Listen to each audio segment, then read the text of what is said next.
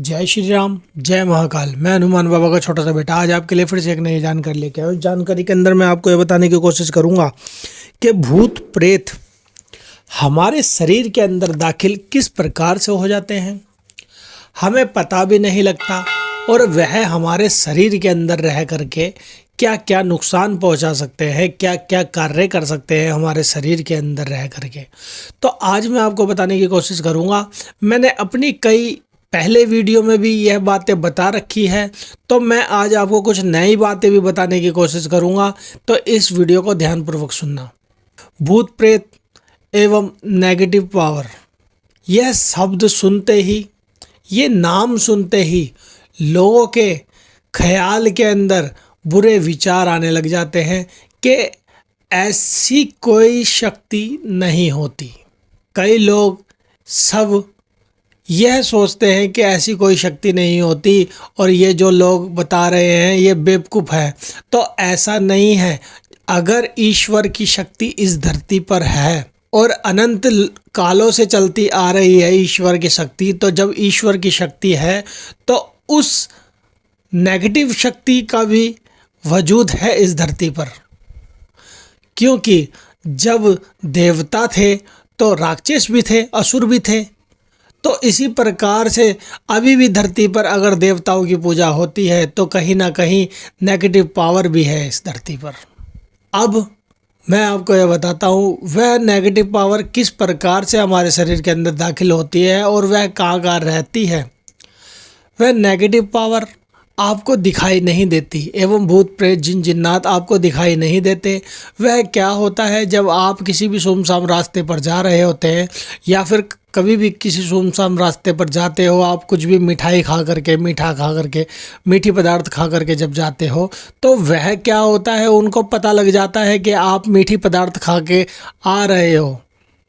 उस मीठी पदार्थ की खुशबू उनको आ जाती है और फिर वह क्या होता है, आपके शरीर के अंदर दाखिल हो जाते हैं।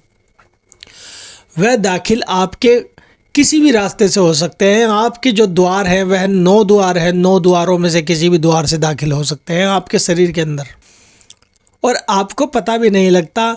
जब वह दाखिल होते हैं आपको हल्की सी एक सुरसुराहट सी चढ़ती है और आप नॉर्मल में ले करके आपको पता भी नहीं लगता कि आपके शरीर के अंदर कुछ चीज़ दाखिल हो चुकी है। जब आप घर पे आते हैं तो आपको बुखार चढ़ जाता है। सबसे पहली जो बात होती है, बुखार चढ़ जाता है। जिन भी व्यक्तियों के साथ भूत प्रेत की समस्या उत्पन्न होती है, पहली दफ़ा उन व्यक्तियों को भूत प्रेत की जिनको भी समस्या उत्पन्न होती है, उनको सबसे पहले जो कार्य होता है वह बुखार चढ़ना होता है। बुखार चढ़ जाता है उनको सबसे पहले। फिर क्या होता है, धीरे धीरे उसके हाथ पैरों में दर्द होना स्टार्ट हो जाता है और कमर में दर्द होना स्टार्ट हो जाता है, नाभि के ऊपर की तरफ दर्द होना स्टार्ट हो जाता है, सर में भारीपन सा रहने लग जाता है, हल्के हल्के चक्कर आने लग जाते हैं, और क्या होता है, भूख प्यास सब खत्म होती चली जाती है। वह आदमी धीरे धीरे सूखता चले जाता है या फिर गंदे विचार आने लग जाते हैं उस व्यक्ति के जहन के अंदर, उस व्यक्ति के ख्याल के अंदर एक दूसरे के प्रति गलत भावनाएं उत्पन्न होने लग जाती है। उस व्यक्ति का बार बार दिल यह करता है कि मैं मांस खाऊं, मदिरा पीऊं। इस प्रकार की गंदी चीज़ों की तरफ उस व्यक्ति का मन भटकने लग जाता है और वह व्यक्ति खुद ही परेशान हो जाता है और उस व्यक्ति के घर वाले भी परेशान हो जाते हैं कि इस व्यक्ति को क्या हो गया, ऐसा क्या हो चुका है इसको। वह डॉक्टर को दिखाते हैं, अनेकों प्रकार के हॉस्पिटलों में जाते हैं, वहाँ से उनको कुछ भी आराम नहीं पड़ता। जब तक दवाई लेते हैं जब तक ठीक, दवाई का असर जैसे ही ख़त्म होता है जब तक फिर वैसे। तो ऐसा कैसे होता है, यह मैं आपको रियल बात बता रहा हूँ। ऐसा होता है क्योंकि मैंने भी अपने घर परिवार में ऐसा महसूस कर चुका हूँ, जब भी मैं आपको बता रहा हूँ।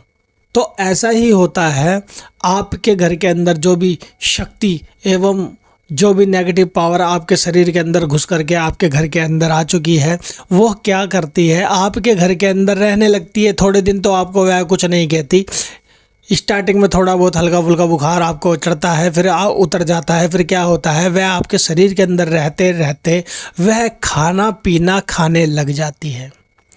क्योंकि जब तक वह शरीर से बाहर होती है तो वह कुछ खा नहीं सकती, क्योंकि आत्मा किसी भी चीज़ को भोजन नहीं कर सकती एवं खा नहीं सकती। आप उस आत्मा को एवं उस भूत प्रेत को आपका शरीर चाहिए होता है अपनी इच्छाएं पूरी करने के लिए, अपनी भूख पूरी करने के लिए, तो वह आपके शरीर को चुन लेते हैं। आपके शरीर के अंदर रह करके जो आप खाते हो वह खाते हैं, और जो उनको पसंदीदा चीज़ होती है वह भी खाते हैं। आपका दिल उस चीज़ के तरफ आकर्षित करते हैं, फिर आपको वह चीज़ भी अच्छी लगने लग जाती है। तो ऐसा अक्सर देखा गया है, घर के अंदर एक व्यक्ति के साथ अगर कोई प्रॉब्लम होती है तो वह जो नेगेटिव पावर होती है, भूत प्रेत की समस्या जो उत्पन्न करती है शरीर के अंदर, वह क्या करती है, धीरे धीरे उस व्यक्ति के शरीर के अंदर रमती चली जाती है। फिर क्या होता है, आने वाले समय में वह व्यक्ति इतना परेशान होता चले जाता है, और साथ साथ उसके घर वाले भी परेशान होते चले जाते हैं। उसके घर वाले इस प्रकार से परेशान हो जाते हैं कि उनके घर में लड़ाई झगड़े रहने लग जाते हैं। उनके घर के अंदर किसी भी चीज़ के अंदर मन नहीं लगता, चाहे वह कोई नया कार्य करने के लिए हो या फिर किसी भी चीज़ के लिए हो। थोड़ी सी बात पे ही घर परिवार के व्यक्तियों के अंदर लड़ाई झगड़ा हो जाता है। वह इसलिए हो जाता है क्योंकि जब एक प्रेत शरीर के अंदर रहने लग जाता है ना, तो वह अपने अंश आपके घर परिवार के लोगों में भी बना लेता है। वह इस प्रकार से बना लेता है कि जैसे कि एक घर के अंदर आपके कितने सदस्य रहते हैं, जैसे 7-8 व्यक्ति रहते हैं, उसी प्रकार से वह एक प्रेत आप सब के अंदर अपना स्थान बना लेता है, अपनी जगह बना लेता है। कभी किसी के अंदर घुस जाता है, कभी किसी के अंदर घुस जाता है, यह आपको पता भी नहीं लगता। अब इससे बचने का केवल एक ही उपाय है आपके पास, वह आपको मैं बताने की कोशिश करता हूं कि भूत प्रेत की समस्या से आप किस प्रकार से बच सकते हैं, और आप ऐसा क्या करें जिससे आपको भूत प्रेत चिपके ही ना एवं आपको टच भी ना कर सके। वह क्या होता है, बचपन से ही आप जब उस देवी शक्ति का आह्वान कर रहे होते हैं, उस देवी शक्ति को मान रहे होते हैं एवं भगवानों की पूजा कर रहे होते हैं, तो क्या होता है, भगवानों के मंत्र जाप कर रहे होते हैं, हनुमान चालीसा का पाठ कर रहे होते हैं, गायत्री मंत्र का पाठ कर रहे होते हैं, कालका माता की चालीसा का पाठ कर रहे होते हैं, कालका माता का मंत्र जाप कर रहे होते हैं, नवारण मंत्र जाप कर रहे होते हैं, एवं अनेकों प्रकार के कई मंत्र आप जाप कर रहे होते हैं बचपन से। तो बचपन से आपके साथ एक शक्ति चलने लग जाती है, वह शक्ति की ऊर्जा आपके अंदर समाहित होते चली जाती है। हाँ, अगर आपके अंदर इतनी ऊर्जा आ गई है, अगर आप रोड पे भी जा रहे हैं, किसी भी सुमसाम जगह पर जा रहे हैं, ऐसी जगह पर भी जा रहे हैं जहाँ नेगेटिव पावर है, तो वह नेगेटिव पावर आपको टच नहीं कर सकती। वह क्यों नहीं कर सकती, आपके अंदर उस देवता की, उस देवी तत्व की ऊर्जा इतनी समाहित हो गई होती है कि आपके अंदर से इतनी ऊर्जा बाहर तक फैल रही होती है। इस प्रकार से वह भूत प्रेत आपसे दूर हट जाते हैं। तो आप अपने घर परिवार के व्यक्तियों को, चाहे वह छोटे हों या बड़े हों, उनको नाम सिमरन एवं आप उनको यह बताएंगे किसी भी मंत्र का जाप अवश्य ही करें, चाहे वह मंत्र छोटा हो या बड़ा हो, या चाहे बीज मंत्र हो, सावर मंत्र हो। उस मंत्र का जाप जब आप करते हैं ना, तो आपके शरीर के अंदर एक ऊर्जा प्रवाहित होने लग जाती है, उस देवता की, उस भगवान की, उस ईश्वर की। तो आप यह देखते हो आपके करीब कोई सी भी नेगेटिव पावर नहीं आ सकती। कई दफ़ा ऐसा भी होता है, कोई आपसे जलन के मारे आपके ऊपर कोई क्रिया भी करवा रहा है, तो आप उस क्रिया से भी बच सकते हो। आने वाली वह भूत प्रेत की समस्या आपसे स्वतः ही दूर हट सकती है।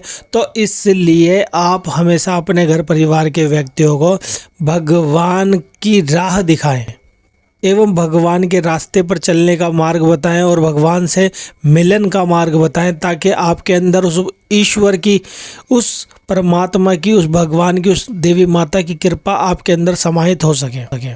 तो मेरा आपको बताने का उद्देश्य यही था कि आप अपना ध्यान रखें, आपके बच्चों का ध्यान रखें, आपके घर परिवार के जो बुजुर्ग व्यक्ति हैं उनका ध्यान रखें, और उन सबों को, आपके साथ साथ उन सबों को यह बताएं कि भगवान की पूजा अवश्य ही करें।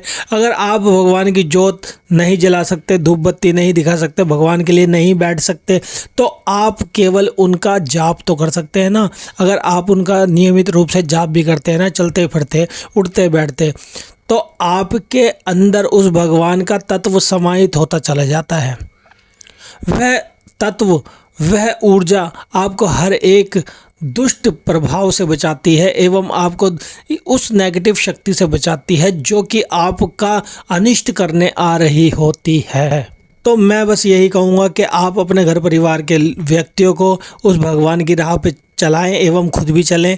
और आपसे मैं आशा करूँगा कि अगर मेरे जरिए दी गई जानकारी अगर आपको अच्छी लगती है तो हमारे चैनल को लाइक करें, शेयर करें एवं सब्सक्राइब करें। आने वाली वीडियो में मैं आपको कुछ और नया बताने की कोशिश करूँगा। तो आज के लिए इतना ही। जय श्री राम, जय महाकाल। आप सभी का दिन मंगलमय हो।